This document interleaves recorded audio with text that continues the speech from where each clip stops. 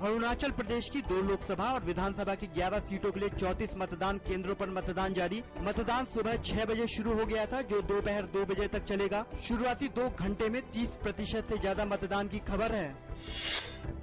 पश्चिम बंगाल में जलपाईगुड़ी लोकसभा सीट पर आज एक मतदान केंद्र पर दोबारा मतदान हो रहा है। इस केंद्र पर गुरुवार को ईवीएम मशीन में खराबी की वजह से वोटिंग नहीं हो पाई थी।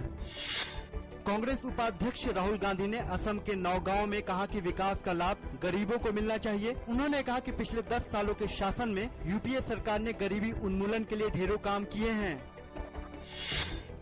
बीजेपी ने गिलानी की खबर पर सफाई देते हुए कहा कि नरेंद्र मोदी के प्रतिनिधि हुर्रियत के नेताओं से कभी नहीं मिले। उन्होंने खबर का खंडन करते हुए कहा कि जनता को गुमराह करने के आरोप में अलगाववादी नेता गिलानी को माफी मांगनी चाहिए।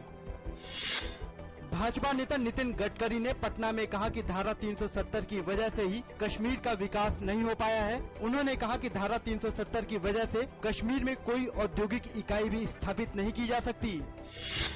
लोकसभा चुनाव के 8वें चरण के अंतर्गत 7 राज्यों से लोकसभा की 64 और आंध्र प्रदेश विधानसभा की 175 सीटों के लिए पर्चा भरने की आज अंतिम तिथि है। इस चरण में 11 राज्यों और एक केंद्र शासित प्रदेश में 117 सीटों के लिए 24 अप्रैल को वोट डाले जाएंगे।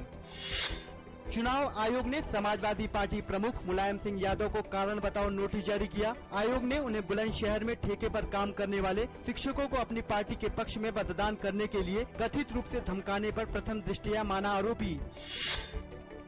झारखंड के धनबाद शहर में कल रात एक भीषण सड़क दुर्घटना हुई, जिसमें 6 लोगों के मारे जाने और कई लोगों के घायल होने की खबर है। यह हादसा तब हुआ जब जमशेदपुर के बरीडीह से कुछ लोग विवाह समारोह से वापस लौट रहे थे। रूस ने कहा है कि यूक्रेन से लगती सीमा पर उसकी फौज का भारी जमावड़ा है और उसने चेतावनी दी है कि अमेरिका को उसके खिलाफ और अधिक प्रतिबंध नहीं लगाने चाहिए। माउंट एवरेस्ट पर एक भीषण हिमस्खलन में कम से कम 13 नेपाली शेरपा गाइडों की मौत हो गई और कई अन्य घायल हो गए। दुनिया की सबसे ऊंची पर्वत चोटी पर पर्वतारोहण की इसे सबसे घातक दुर्घटना बताया जा रहा है। बहरीन की राजधानी मनामा में शुक्रवार को मुख्य विपक्षी पार्टी के सरकारी विरोध प्रदर्शन में भारी संख्या में लोगों ने हिस्सा लिया। अल वेफाक इस्लामिक सोसाइटी के महासचिव शेख अली सलमान ने भी प्रदर्शन में हिस्सा लिया। पिछली रैलियों की तुलना में यह विरोध प्रदर्शन काफी शांतिपूर्ण था। संयुक्त राष्ट्र ने शुक्रवार को बताया कि दक्षिण सूडान में हजारों लोगों को शरण देने वाले शिविर पर हुए हमले में लगभग 58 लोगों की मौत हो गई और 100 से ज्यादा लोग घायल हो गए।